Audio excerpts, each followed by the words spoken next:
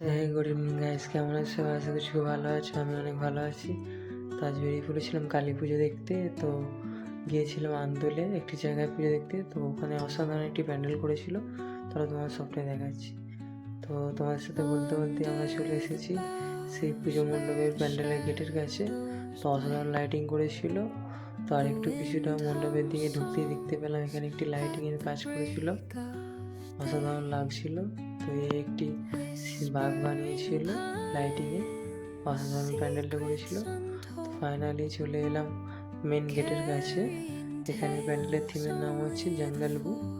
তো তোমরা যারা মুগলি কার্টুন দেখেছো তারা জানো তার মধ্যে কী কী জিনিস আছে, তো কী কী সিনারি আছে। তো এই দেখতে পাচ্ছ মুগলি কার্টুনের প্রত্যেকটা মুহূর্ত তুলে ধরা হয়েছে এখানে।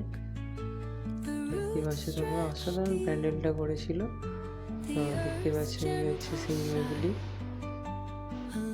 তো এই প্যান্ডেলটার পুরো অনেকটা এরিয়া নিয়ে করেছিল।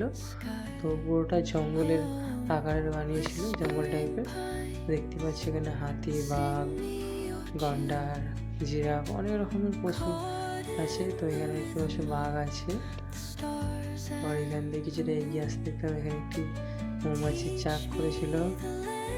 এই সেই মুগলি কার্টুনের মুগলি। দেখতেই পাচ্ছ হাতির পিঠে বসে আছে, খুব সুন্দর লাগছিল। তো এই যে দেখতে পাচ্ছ এটা হচ্ছে, তো আরেকটি বাঁদর বসেছিল গাছের উপরে। দেখে মনে হচ্ছে পুরো অরিজিনাল যেন। সত্যি বলতে এখানে প্যান্ডেলটা অসাধারণ প্যান্ডেল করেছিল, আমার তো খুব ভালোই লাগলো। এখানে দেখতে পাচ্ছি একটি বড় ধরনের বন মানুষ করেছিল, পুরো যেন অরিজিনাল লাগছিল। এই একটি অজগর সাপ দেখতেই পাচ্ছ। মুগলি এখন গাছের ডালের উপর দাঁড়িয়ে আছে। দেখো এই দেখো দূরে বাঁদর বানিয়েছিল বসে আছে।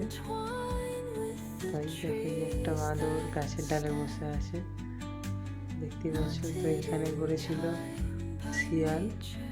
তো শিয়ালের এগুলো খুব সুন্দর লাগলো, দেখে মনে হচ্ছিল যেন পুরো অরিজিনাল। তো এখানে দেখতে পাচ্ছ কত রকম। তো এই ফাইনালি চলে এলাম ওই মণ্ডপের মায়ের দর্শন করতে।